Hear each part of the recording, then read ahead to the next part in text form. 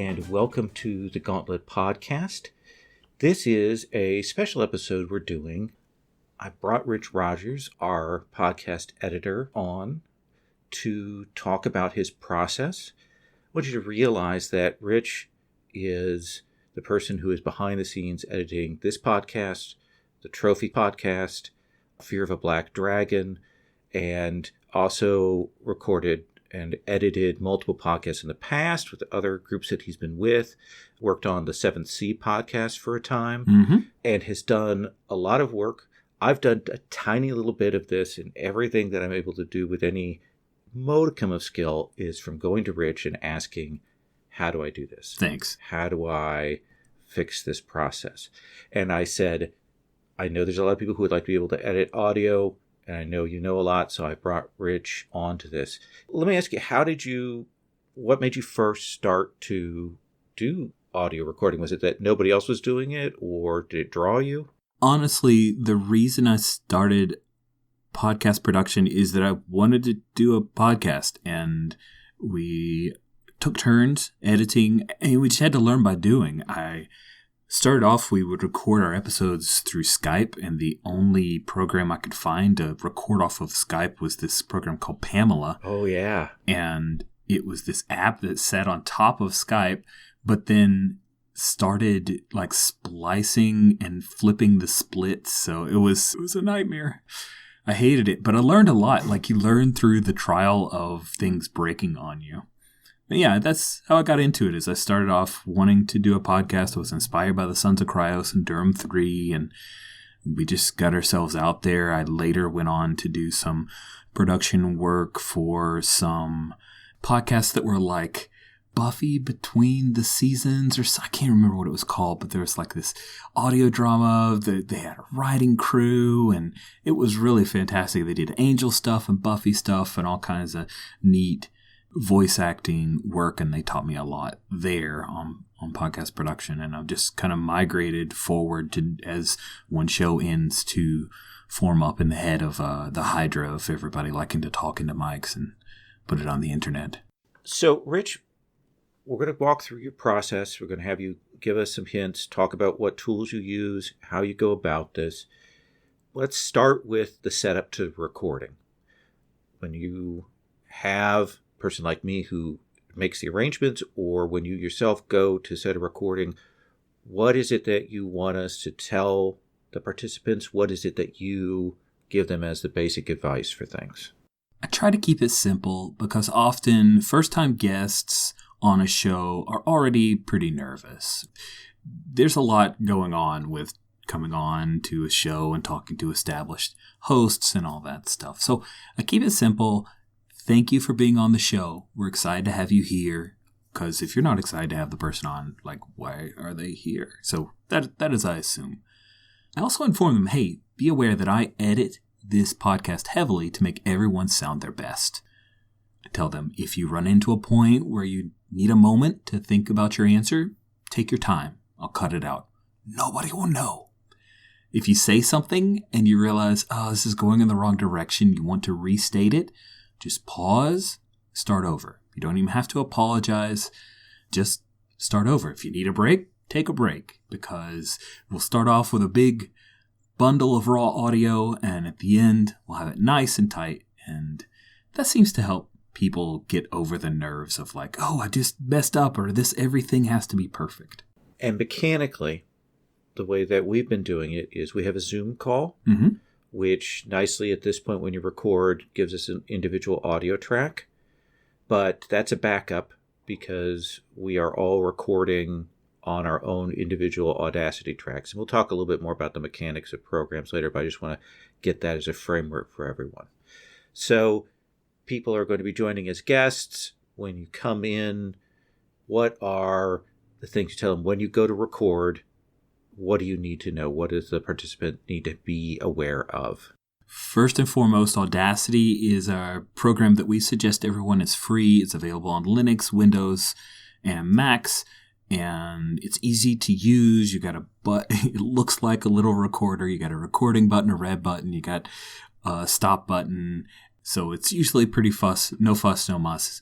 It's actually a community-built project that I've been using for a long time. It's very stable now. I like it a lot.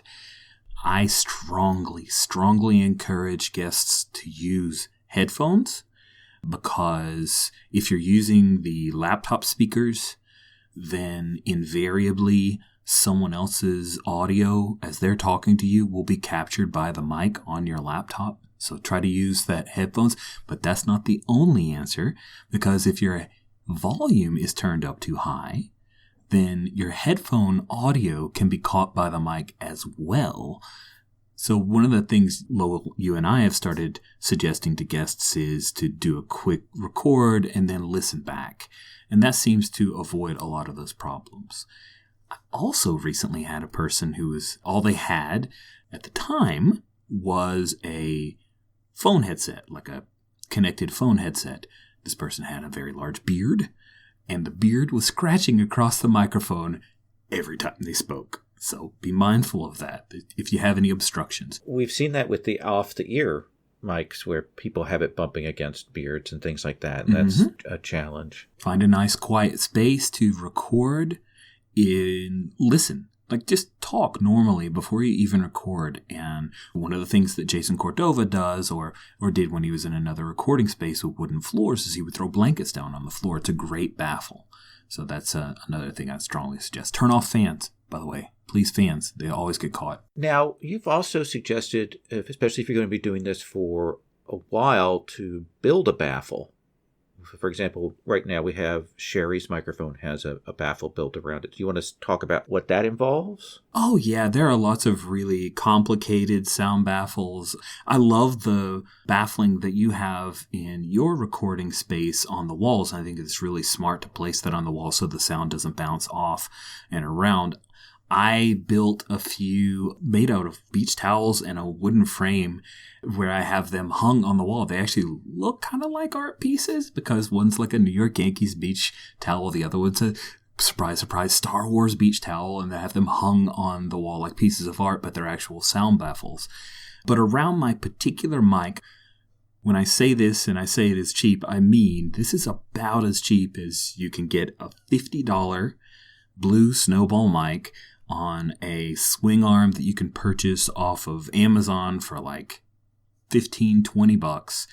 But I've taken an actual fabric cubby that you can purchase at Target, Walmart, all that stuff. And then I went online and purchased some like eggshell sound baffling. And I literally just like hot glued that on the inside of the cubby. And then I cut a little space to where I could slide the mic in. And that's been great. I do have a windscreen, which is a pop screen, what people call it, lots of different things that I have in front of the microphone. If you've ever seen the behind the scenes on any movie where you see folks are like recording and there's that weird thing between them and the microphone, that's all that is. That is specifically there because people want to talk directly into a microphone. And if they don't have that filter, then any hard P's or what's called plosives will cause a pop in the mic, so P-pops. So if you don't have that sound baffle, it's not the end of the world, but do try to avoid talking directly at the mic because your wind noise will cause those plosives. You want to talk across the mic. You can do the same thing with, if you've only got a headset mic, then just try to make sure that the headset mic is not directly in front of your mouth, because then you're going to get a lot of breathing noises, all that kind of stuff. So put it up above your nose, or if you doesn't flex that way, then put it down below your chin, and that should suffice. Other things that I recommend, be mindful of your environment. If you get excited and you're making a point, you start, I'm going to give an example, like this right here, I'm going to leave it in, I'm sorry. That is so loud on a microphone, and it's natural. People are hand talkers, and they'll just get excited, and they aren't even aware of their physicality. They're hitting things, they tap the mic. It can cause some serious audio issues. So try to be mindful of that. And hey, the thing is, again, we're going to edit, right, in this space. So if you do that, you realize, oh crap, I just hit the thing. Just start over with whatever sentence you were at and redo it. Also, Some people have that nervous energy where they might type while they are talking. Don't do that either. No matter how quiet, whisper quiet you think your keys are, I promise you the microphone will pick it up and it doesn't sound great. Or clicking the mouse. Oh, I'm surprised gosh. how loud that comes through. It is shocking. Like, I can draw the click of a mouse on a waveform. It is so prevalent.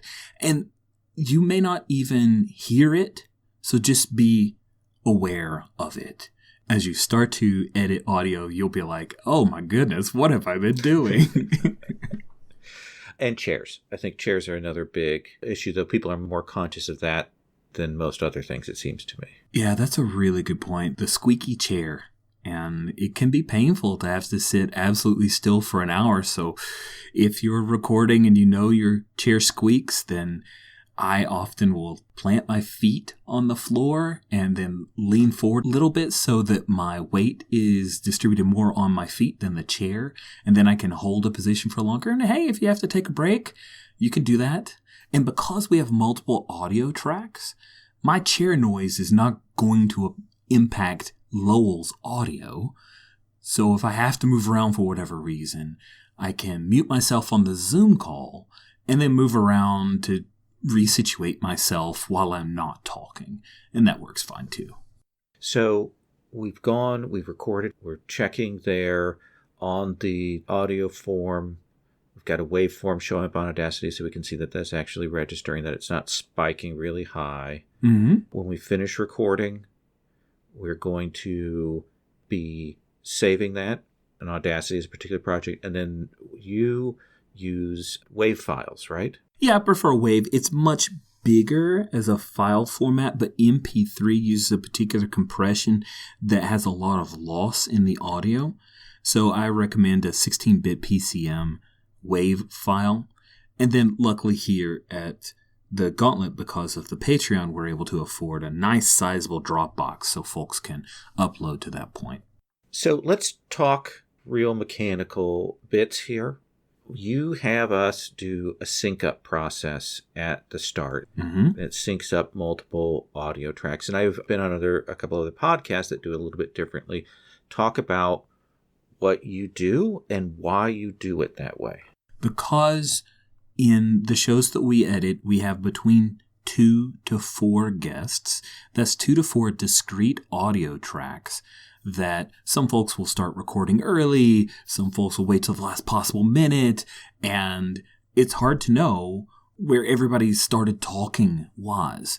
And so in order to sync it up, the preferred method, like Rach made this way better for me on +1 forward, but the general method is a 1, 2, 3 clap. So we do 3 claps. 1 clap, 2 clap, 3 clap. That's what generally the Gauntlet does. On +1 forward, Rach adds in like 1, 2, 3 and clap, 1, 2, 3 and clap, which helps people sync up. Because here's the deal, right? Yeah. We're all on Zoom and it all sounds like we're drunk jazz musicians who can't get on the same page. But it does wonders for helping me be able to visually see, because a clap will show as a spike on the audio file for all 3 of them, and I can see those 3 and I can line those 3 up, and it's not always like within the 0.002 seconds, but it gets me close enough to where it's very easy to just nudge one forward by a little hint to make sure that everybody's talking is back in sync with the way that it occurred online.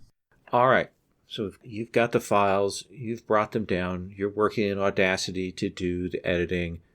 Tell us what it is you do. You bring those files into the program, and then what's your process? So before we begin the process, let me just say I'm about to kind of spoil some magic. So if you're like, I really enjoy the podcast the way it is, and I don't necessarily want to edit audio, maybe stop here. Because once you hear certain things that are part of this process, you can't unhear it. This is a curse that Rich has laid on me.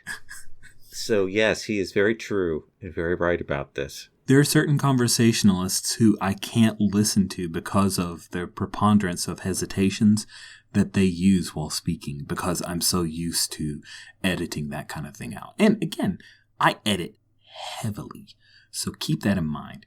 Some folks may want think of it a looser, more conversational style. So some of these tips and tricks may not be useful for you or your show and what you want out of it. And there are lots of different ways. There's so many podcasts. So with all those caveats out of the way, I bring all the tracks into one Audacity working session, have them lined up from top to bottom. I usually have the main host at the very top, and then whatever guests will be beneath.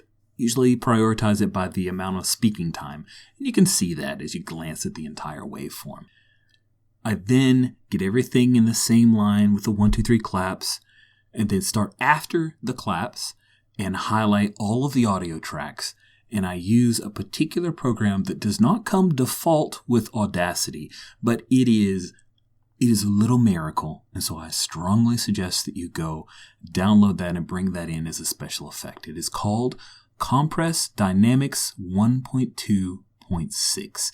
And the reason that it stopped there is that unfortunately, the guy who created it passed away a few years ago. So props to him. And there's actually a podcast called Audacity to Podcast where the host talks specifically about it. We'll stick a link to that in the show notes. But it's a gate in that it limits the highs, and it's also a levelator. So it brings all the levels closer together. But it does so within Audacity, looking at all the audio tracks as it processes. So with a regular levelator, one of the problems you can find is that if somebody's talking and all of a sudden they stop talking, that it can cut off some of that audio. The Compress Dynamics 1.2.6 does not do that because it kind of looks ahead, the best way to think of it, and it knows, oh, you're going to stop talking here, so I will make that more gentle. And it's great, and that will help to do most of the leveling that you need to do. Going to take on an hour of audio based on the processor of your computer. It may take a couple minutes.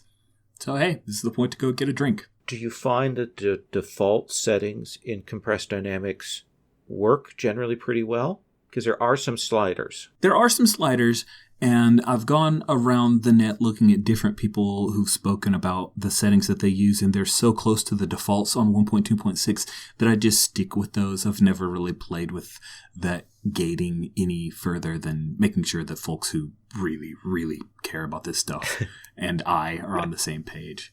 Oh, props to Dan Lewis, who was one of the I want to say Dan actually was an original host of the Gauntlet podcast.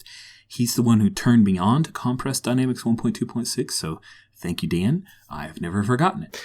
One of the things you'll notice is that someone who their audio had to be brought up to be level with everybody else, all of their background audio would, of course, also have been bumped up. So you need to do a little bit of noise reduction. Noise reduction is a miracle. One of the things I recommend and do on Plus One Forward is try to, after the claps happen, let about 3 to 5 seconds elapse of silence, because that'll be a great sample for the perfect silent environment or what the background noise is in each individual track. Noise reduction is default within Audacity. It's under one of the effects.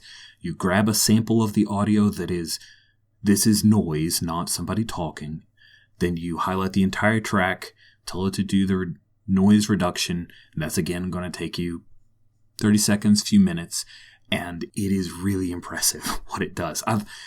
It really wants you to do at least half a second worth of noise so it has a good sample rate. So do try to look for that. And if you didn't do ahead of time or you weren't able to find a good background audio, then look in between points when somebody else was talking, you might be able to find that silence. And that can do wonders. Noise reduction is huge, but that's not all, friends. This level 1, that's the kind of minimum, right? You did Complex Dynamics 1.2.6, noise reduction to get out all of the bumped up audio that's noisy. Now here's where we get to the thing that is going to be the meat of your work. I don't know what else to call this other than cleaning the audio. But because we have multiple tracks and only usually one person is talking, you're going to have folks typing, taking care of stuff, doing whatever, or just sitting there, not conversing, but they're breathing into the mic, right? Or whatever. It's noise that will dirty up the end product. So when I say cleaning the audio, this is the second slowest part of the process. But the really cool thing is that once you get used to this cleaning the audio step, you can actually do this while performing other activities. You can have a low amount of like TV going on in the background, or you could have a song playing, something. You can have other audio happening, because if you've trained your eyes to be able to see, okay, this large blue line is host A talking, and these really thin but slightly noisy waveforms for everybody else is them not participating actively in the conversation at the time. So cleaning is grabbing all that bit where folks aren't actively talking, but there is noise in the end product, highlighting it, and then you can go silence it, which is generating silence, but that's a few extra steps. My recommendation, effect, amplify, -50. So you're amplifying it negatively. And the reason I recommend that is that is an effect. And in Audacity, you can repeat last effect. So the cleaning audio, once you do your first -50 amplify, you've muted a particular track. Now you can just use your mouse to highlight any section that you want, Control R, and then you've muted that as well. And so you start from the left and you move to the right across the audio spectrum, and you just take out the major parts, right? This person talked for 45 seconds and the other 3 tracks, nobody spoke back. Go highlight all of that no talking part, mute it, move on. And if you have any question whatsoever, then don't worry about it. Just keep moving. You'll get that in the next step. Cleaning the audio is huge for me. I've found it to really make things sound professional and focused and easier for the ear to listen to the actual content of what somebody's saying. And I will say that Control R trick that you taught me, it certainly in the amateur bit that I've done saved me a huge amount of work. I'm very happy. I love Control R. And I'm not even sure where I picked that one up. I usually steal from other people and learn from everyone. Like, my brain is just a remix of all the other folks that I've worked with or learned from or asked questions of. And I'll reiterate that later. But yeah, that one's huge. Control R saves you so much clicking and all that good stuff. But that's cleaning the audio. Just move across the entire audio file. You're not doing any actual editing of the audio for like when people are talking or anything like that. You're just taking out any of the background noise that wasn't picked up in noise reduction. And noise reduction, while it is miraculous, it doesn't do 100% of the job. And so I added this step. Now we get to the big one. This is where I spend the majority of my podcast production time. I just call it listen, cut, move, and mark. I don't know. I thought I'd try to come up with a cool, cute name for it, but those are the things you're doing. The meat of your work is here. I would say 80% of the time that I use editing a podcast is within this particular phase. And the great thing is, once you're done with listen, cut, move, and mark, you save it, you upload it, and you're pretty much done. There's a lot involved here. Start editing at the beginning of your audio file as if it were the beginning of the episode. You probably already have MP3s or waves or whatever of your intro music. Drop that in there, take out the claps and everything, and get the very beginning of your audio tracks to sound like the beginning of your episode. And now you're going to be moving from the very start all the way through the entirety of your audio track. And what you're doing is you're going to listen for probably 5 to 15 seconds. If you catch anything where it's a hesitation, someone started a thought and then went back and restarted the thought, ums and uhs, anything along those lines, and you're going to highlight the entirety of all the audio tracks and hit delete and get rid of it. And it's going to tighten up your audio. You're going to start off with this like huge raw file. And when you take out all of those hesitations, all of the silences, the awkwardness, you cut. And I have found that in a raw file of like an hour and 20 minutes, I'll cut about 15 minutes worth of that. I don't want to call it wasteful, but just It's not giving you content. And that in the Gauntlet, that is one of the things that has been true for us since the beginning. We really want this to be a pure content-focused thing. There are podcasts that are very personality-oriented. You want to be sitting down and drinking coffee with them or having a beer with them, and it's a looser kind of podcast. That's not what I'm out to produce. More power to those shows. I can't listen to them because I just want to have content. I want to be talking about a topic and moving our way through. And so that's my goal, right? That's one of the questions is, how long is the show and how tight do you want it to be? And you keep those things in mind. You move from left to right, you cut to the on-show banter, you keep things in sync. Another thing that you can do, and I learned this from the pocket-sized play folks from back in the day, is you can use Control-B on a particular point within the track, and it adds a note, and then that way you can mark particular topics.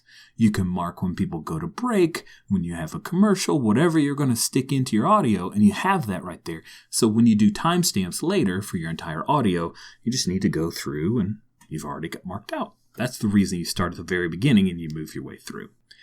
So yeah, there are a lot of little bits within the listen, cut, move, and mark that are hard to bring across during an audio, non-visual presentation. But I wanted to give you an example, Lowell, that you can listen to, and I'll drop it into the audio file as well, of just, and it's just me talking, so no one's getting called out here.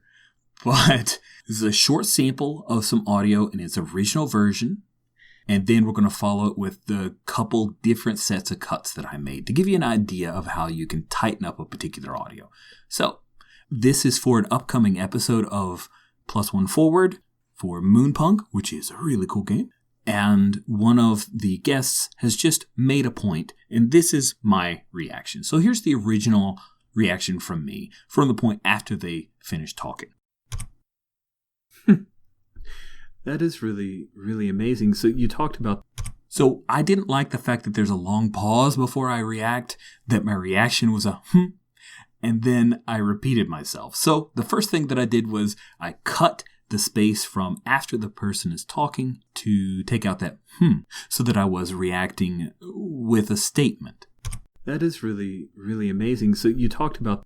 So you just cut that space in between. You can do that with the delete key. Very easy. You highlight all the audio tracks, hit delete, and it's there. And then I didn't like the fact that I had to say really twice, so here's the last bit. Now, this is the one that's a little bit of magic. For folks who don't know this trick that I learned from transom.org, the cut is going to be brutal and ugly. What you need to do is you cut at 0. That means you need to find a point within your audio where you want to cut something that is right at the 0 point. The 0 point on the waveform itself. That's where you cut. You cut at 0, and as long as you go from 0 to 0, you aren't cutting half a sound, which will sound not great. So here's cutting at 0, taking out the middle really. That is really amazing. So you talked about... Now, if you didn't know that there were 2 reallys, because I cut at 0, you'd never know that there were 2 reallys, and me saying that is really, really interesting. It's just really interesting. So that's an example of the amount of cuts that I do. I also take out all ums, you knows, all those hesitations and false starts. It's a little bit of extra work, but I'm really proud of the end result, so it's worth it to me. And there's a thing that you told me that I didn't believe when we first started, that now that I have done this and watching the waveform, you will learn what people's ums sound like and what they look like. You'll know the visual cue, and you will actually be able to just see them, and you'll be able to cut them without even a hesitation there. Absolutely. And different people will have different tics.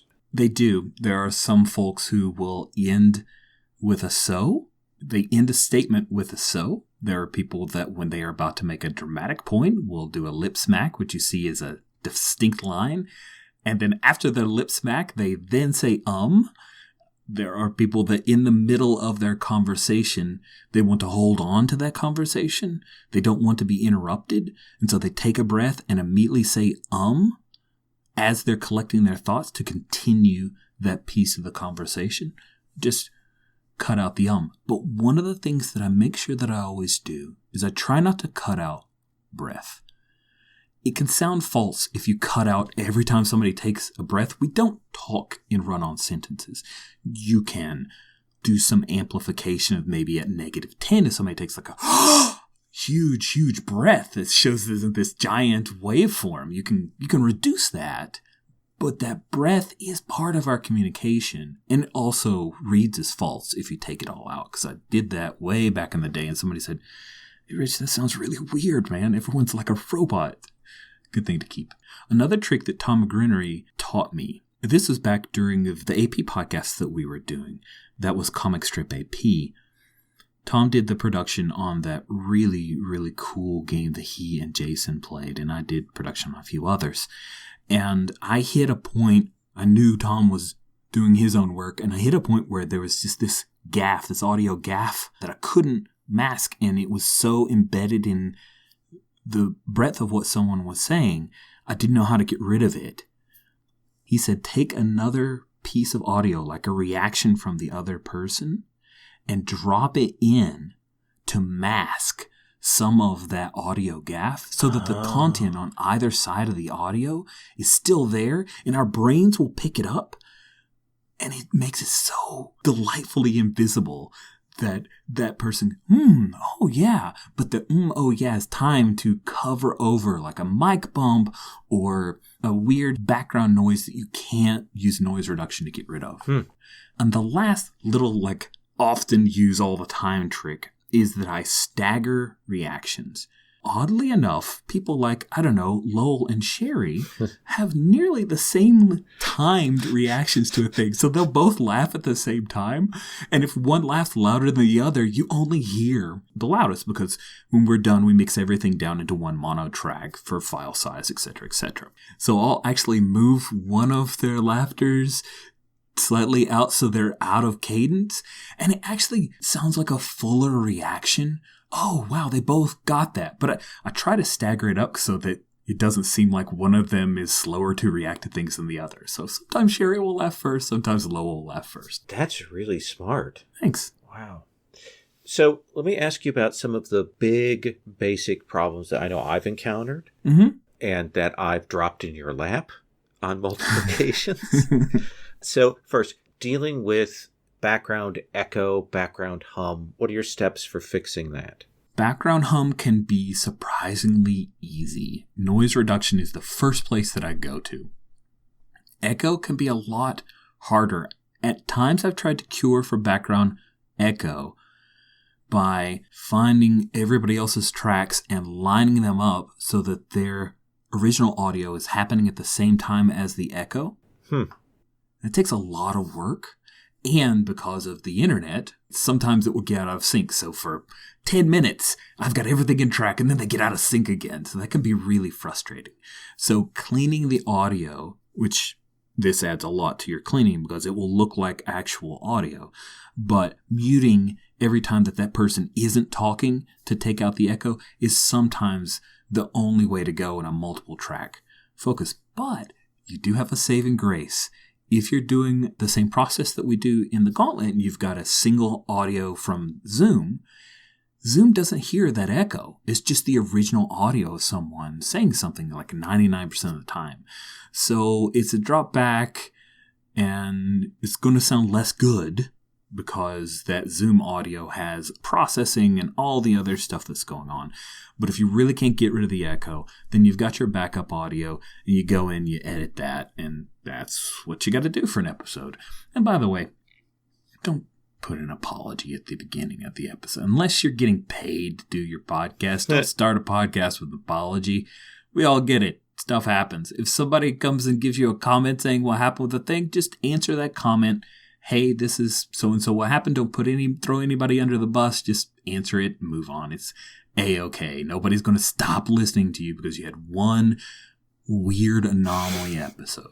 You mentioned sync, lining the tracks up. How do you fix things when they do get out of sync? When they get out of sync, you're going to have to take a moment and listen to some of the audio and just try to listen. Okay, it sounds like Rich said this, and when did they react to it? Oh, it was like 3/4 of a second later. Okay. Now let me go forward another 30 seconds. Is that same? Is that the same? Like, no, is it more or less? And whoever is ahead of the others, I'll cut them back by that amount of time, just cut from silence for the exact time. And I'll just line up a piece of the track where they're already silent, cut, and try to get things back on track. And sometimes you may have to do that multiple times. I'll be honest.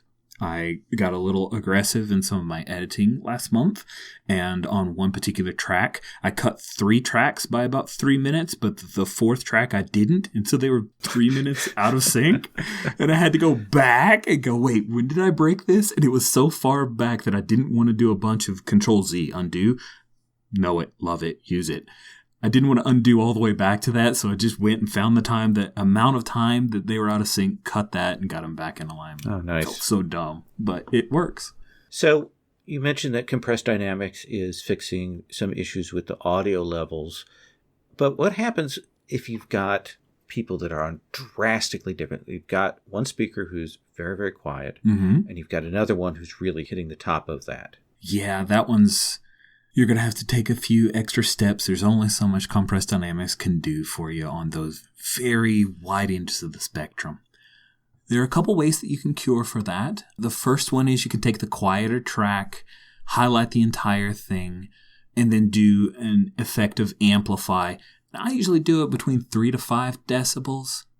Do that. It's going to take a little bit to process if you got a longer file, and then listen to it and see if it's closer in line. If you take a look at your Audacity while you're editing, there's a little speaker icon near the middle, and it has a left and right channel, and as you're listening to the audio, it will go up and down green, and then when it gets near the neg 9, neg 6, it turns yellow, and then if it tops out at the very tippity top, then it's going to flash red. You can use that to get a gauge of how loud or quiet that particular track is. The other thing is you can just look at it. If something's really quiet, it's almost all like a light blue, and as it gets louder, then it's going to have the dark blue on the edges, the light blue in the middle. And if the color or the pictures of those two audio tracks are closer after your amplification, you're probably in good straits. A couple of other things that you can do is you can look to the left of that particular audio track. Again, we're in Audacity. There's mute, solo, and then there's a minus and a plus sign with a little slider. You can slide that slider up maybe 3 decibels, and that's going to boost that one person who's quieter. The other thing that you can do, and again, there are consequences, but you can highlight that louder track and do what's called Normalize. So there's an effect called Normalize, and that's just pretty much a gate. So you drop that Normalize on, especially if you've got one track that's louder than everybody else. I'll normalize that. Just be careful because sometimes it can actually undo a little bit of the noise reduction that you've done. So try to get a gauge on that early on in your production process so you don't have to go back and do a bunch of rework. This feels, there's a certain art to this. There is. How should somebody go about learning? Are you having advice on how to teach your ear or figure this process out? You really learn by doing. I tried to sit down and figure out how many podcasts have I produced, and I'm somewhere in the 300 to 400 episode range from the Cannon Puncture Show, Plus One Forward, Gauntlet, all the other pieces, RPG Talk, the audio drama stuff, all that stuff. So probably 300-400 episodes. And my work from the beginning of Cannon Puncture, it's probably good that website's no longer available. It's not great. It's not great at all. But you will learn with time. It is a craft. There are tools out there. Transom.org is where I found the cut at 0. I can't find the article, but there are some tips and techniques that we'll have linked in the show notes. That's super helpful. Transom.org was created by a bunch of NPR, National Public Radio folks. So there's a lot of stuff about field recording and setting up your $1,000 studio that we won't have. But at its core, it's really helpful stuff. I love Transom.org, just occasionally going in and reading a little bit of the things that these folks are thinking about. To me, listening to podcasts is a great way to get that ear. But I'm sorry to say, I would not recommend listening to gaming podcasts. Just personal feeling. I feel like Go with your top 50 podcasts in a topic that you're interested in that isn't gaming. Listen to how those, especially the ones that are slick, well-produced, and very popular. That's why I say top 50. They're popular for a reason. Listen to how they shape their podcast. Listen to what's the general levels they have. You can even take that podcast, go to the website of the podcast, download the MP3, pull it up in Audacity, and just look at the waveform. You'll learn a lot. So those are the things that I do. I listen to a good number of podcasts, transom.org. Don't be afraid to talk shop with other podcasters.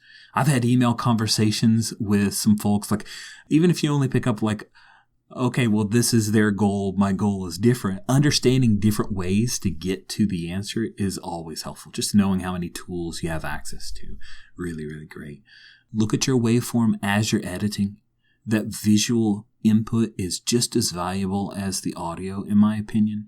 So you can learn a lot by looking at what the shape of your show is becoming as you make it. It's super helpful. And if you've got any weird questions like, Lowell, just hit me up.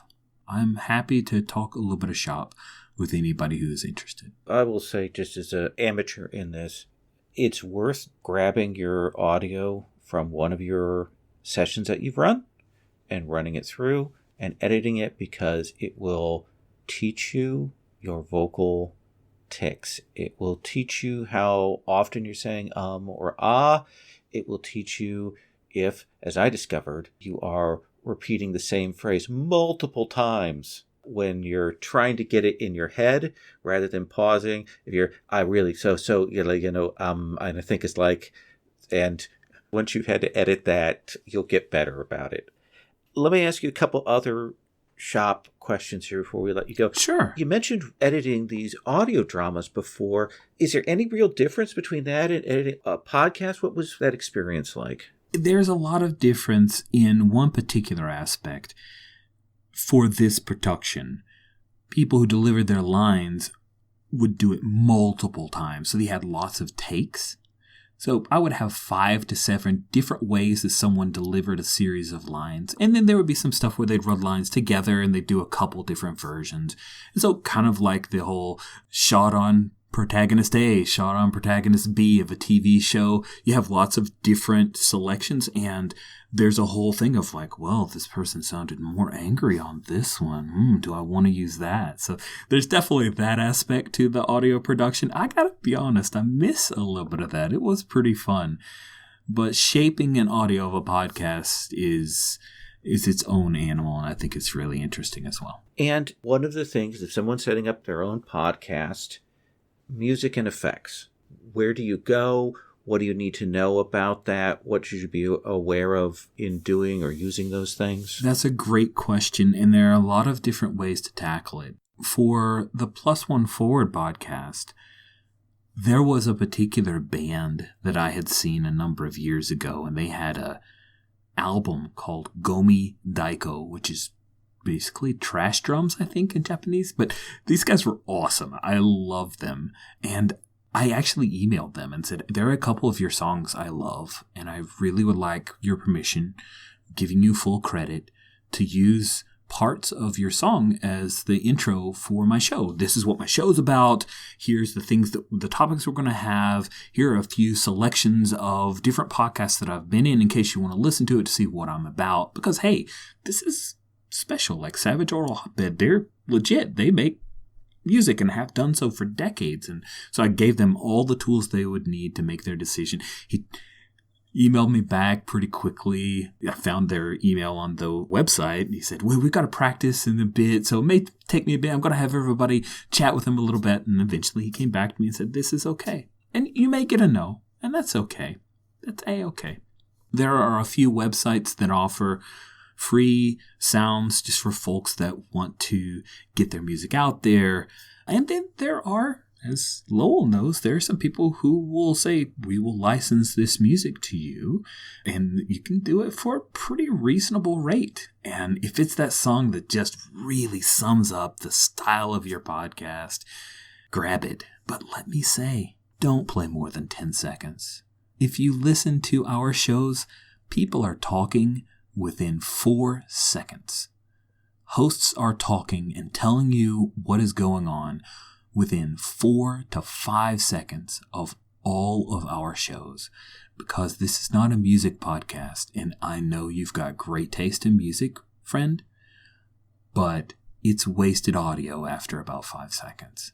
Like, you're making people wait for your content, unless you've made that choice that you want them to hear that music to settle in. All power to you, but 4 seconds is all I can handle.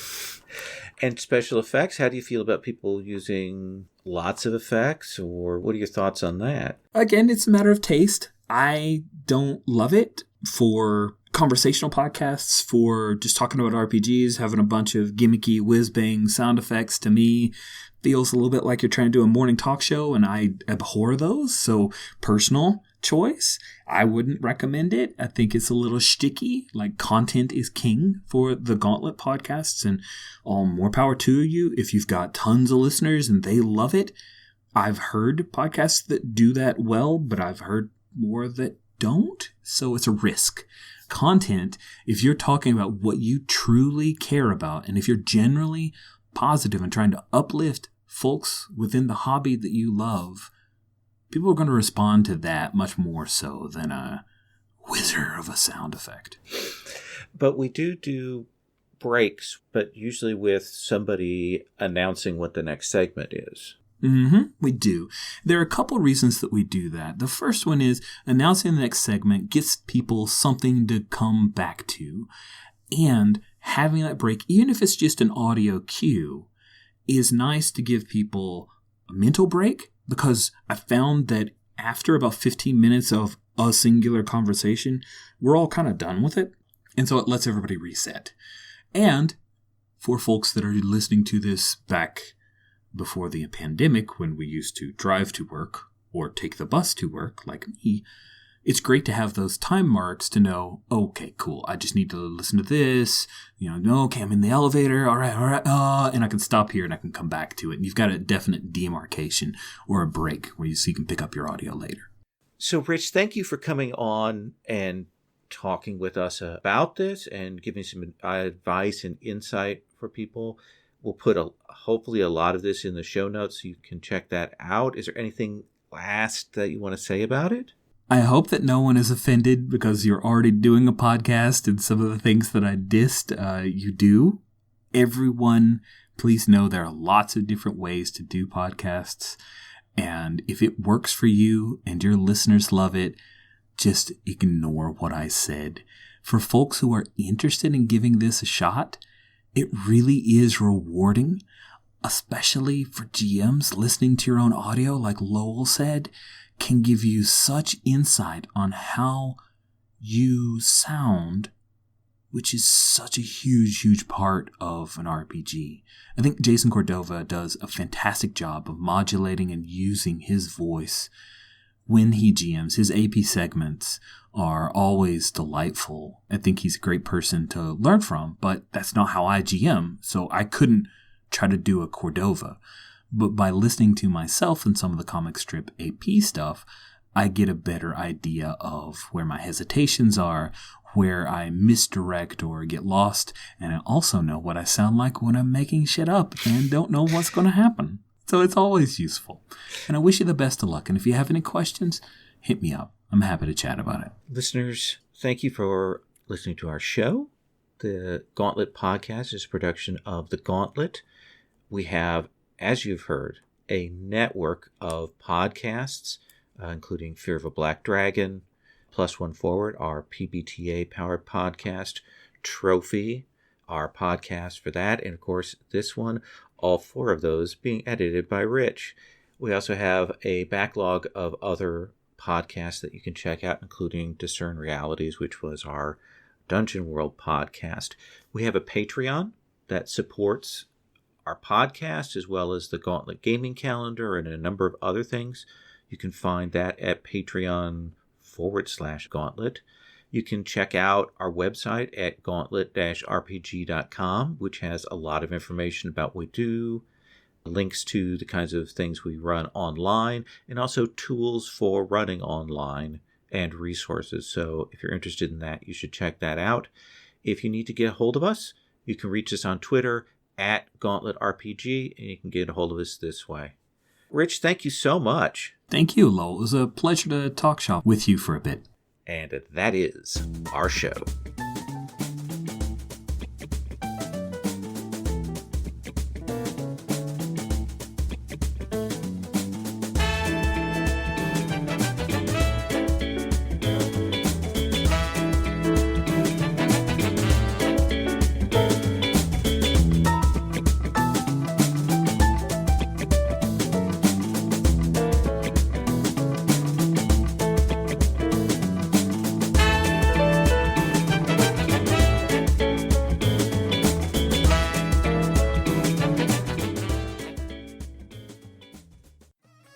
Hi, this is Lowell, manager for the Gauntlet gaming community. I want to tell you that we have a Gauntlet community open gaming event coming up the weekend of February 25th through the 28th. This is a free online RPG mini-con aimed at getting new players acclimated to online play, showing off awesome story, OSR, and indie games, and also introducing folks to how we run games on the Gauntlet. Signups will open February 1st at noon Eastern. Even if an event's filled, we have wait lists, and signing up for those is a good way to show game facilitators what RPGs are in demand. You can find all the details and links at gauntlet-rpg.com/gauntlet-community-open-gaming. There you'll find a link to the online registration calendar. Most sessions run 3 to 4 hours, and we have scheduled breaks between blocks. We're still adding events as of this recording.